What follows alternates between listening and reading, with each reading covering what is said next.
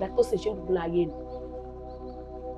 Níwọ̀ tó bí ilẹ̀ Yorùbá wa tọ́tọ́ nílẹ̀ Yorùbá wa ẹ̀yìn ọ̀pẹ́ ẹ̀ tiẹ̀ mọ̀ pé àwọn kan gba Yorùbá akẹ́kọ̀ọ́ Yorùbá lókè òkun kọ́ bá lè máa kọ́ àwọn ọmọ wọn lédè Yorùbá níbi tí wọ́n ti ń ta Yorùbá rẹ lọ́pọ̀. ẹ̀ mọ̀ Yorùbá wa ò kú o, orí tiẹ̀ ni wọ́n ti fẹ́ parẹ́. Kò jẹ́ sí ní dákójọ́ ọmọ àlè láti pa èdè Yorùbá lẹ́. Kò ní dá, kò ní dá rárá kó jẹ́ kó rí tiẹ̀ ní èdè Yorùbá àti parẹ́. Kí ló ṣàgbékẹ́? Gbogbo orúkọ Yorùbá ló ní ìtumọ̀. Yorùbá bò sọ wípé ilé là ń wò ká tó sọmọ lórúkọ.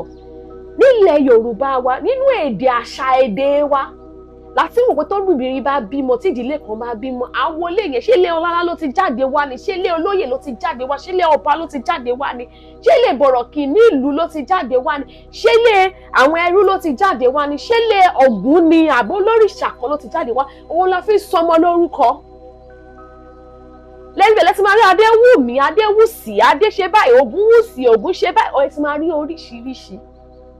àmọ́ ní ìsìn káṣá máa sọmọ ní jẹ́dín ẹlọ́rà Vanessa Venoyo ni nìkan ni ẹlòmíì kò tiẹ̀ mọ̀ túmọ̀ orúkọ tó ń sọmọ ó ṣà ń sọ tó pé no ó fit in social class so that the way they call my daughter name I want them to be hearing ẹlọ́rà Blacklocko Blackorita ni Margarita ló bá tiẹ̀ rí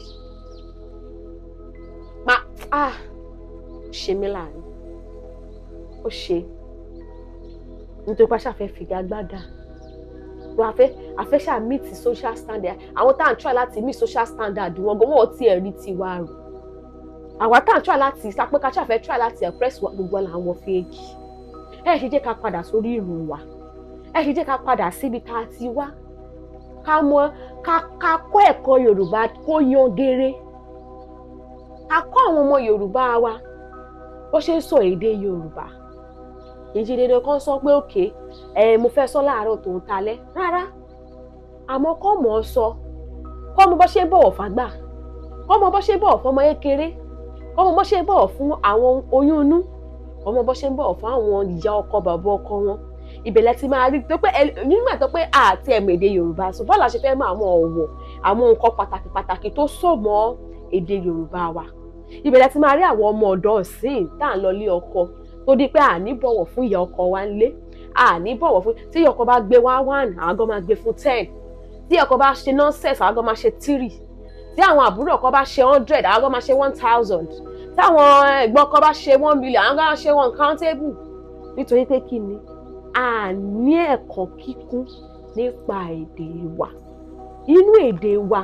ló ti máa kọ́ wa pé bá ṣe ń ṣe lélẹ̀ bá ṣe ń ṣe lélẹ̀ bá ṣe ń hùwà gẹ́gẹ́ bí ọmọlúwàbí níbikíbi ká bá ti para wa kì í ṣe pé a lè kọ̀wọ̀ sí àmọ́ ní bá ṣe ń kọ̀wọ̀ sí wa àmọ́ nígbà tá àti ẹ̀kọ́ ọmọlédè Yorùbá ọmọ tó jẹ́ pé òyìnbó ní fún wa ṣáà máa fún òyìnbó bí ọ̀pẹ́ rẹ̀ a máa fún òyìnbó yìí ní ṣáá báwo la ṣe fẹ́ mọ bá ṣe ń bọ̀wọ̀ fáwọn àgbà tó bá tiẹ̀ fojú bẹ́ẹ̀ sọ̀rọ̀ báyìí sì ṣó mọ̀ túmọ̀ ẹ̀ tó ó mọ̀ túmọ̀ ẹ̀ inú ẹ̀kọ́ èdè Yorùbá ní ibẹ̀lẹ̀ tí máa mọ́ ọmọ lọ pátì ò ní lè fojú pa sọ̀rọ̀ pé má jẹ oúnjẹ yẹn o ò ní lè fojú pa sọ̀rọ̀ pé jókòó jẹ́ńbẹ̀ yẹn o ò ní lè fojú pa sọ̀rọ̀ nígbà tó ò kọ́ ọmọ ilẹ̀ Yorùbá ò kọ́ ọmọ lẹ́kọ̀ọ́ Yorùbá ò kọ́ ó wá sọ pé ò kọ́ ọmọ kò gbọ́ nígbà tó pé ìwọ fúnra rẹ̀ kan tẹ́ ẹ kó kọ́ ò kọ́ àti bí ìbọ̀bọ̀dá tó sìn ìta ṣe yóò dá o ẹ jẹ́ a ronúpìwàdà ẹ jẹ́ a jókòó tó bá kọ wájú sí ẹ̀ta ó kẹ̀yìn sí ẹ̀ta ó kọ̀ wọ́n nìkan tú òun ara ẹ̀ pa ibo mo ti gbà ṣiṣẹ́ ibo mo ti gbà ṣiṣẹ́ ibo mo ti gbà ṣilẹ̀tẹ̀ ibo mo ti gbà ṣẹ ibo mo ti gbà ṣiṣẹ́ ibo mo ti gbà ṣilẹ̀tẹ̀ tó wá jẹ́ rí pé ẹ̀kọ́ Yorùbá yìí ó mú mi ṣìnà kò jẹ́ kí n mọ̀ tí mo fẹ́ ṣe kò mú jẹ́ kí n mọ̀ a yàtọ̀ sí bímọ lọ́jọ́ kò rò ó ìwọ fún ara mọ̀ pé òun ṣìṣe nípasẹ̀ pé òun rò pé ẹ̀kọ́ Yorùbá ti ṣe kí ni ó ti wà outdated ìwọ kan mú ẹ̀kọ́ Yorùbá kan lò lé nìkan wá rò bí o máa níyì láwùjá bò ní níyì nígbà tá a kọ́ ọmọ lẹ́kọ̀ọ́ Yorùbá mọ́ báwo ló ṣe ní máa rin owó lọ́jà tọ́wọ́n sọ pé oh it's it ṣé kò sóoru àti ayébáyé kọ́ lóru ti wà it's it máa pẹ̀lẹ́ o màmá yìí tọ̀ anyways mo ní sọ fún ọ rí pé Yorùbá is not dying Yorùbá ò lè kú láyé àti láéláé ìwọ ni kò tún ọwọ́ ẹ̀ báyìí tún ṣe ó dọwọ́ ẹ̀ o ó dọwọ́ Elédùà àní rí ju báyìí náà lọ ṣókí báyìí òun ni ọbẹ̀ ògì ó dọwọ́ rẹ̀ ò má jẹ́ ó bàjẹ́ àṣà Yorùbá èdè Yorùbá ìran Yorùbá má jẹ́ ó parun ní ọwọ́ rẹ̀ all the name of pé I want to be in the social class I also want to be there hey my darling sisters and brothers nítorí pé fẹ́ wà bí òní pé kó pàṣà rẹ̀ àti ìran rẹ̀ ẹ̀rín bá pàṣà rẹ̀ ó ti pa orí ìlú rẹ̀ ó ti parẹ́ nìyẹn. Ẹ má ṣe gbàgbé pé èmi lọmọ yín olólùfẹ́ yín àyànfẹ́ yín Omidan Mitade lórúkọ mi, èmi sì ni atọ́kùn yín. Ó tún dìgbà yìí ná tí sáà ó máa fi rí yín, mo sọ wípé ó dàbọ̀.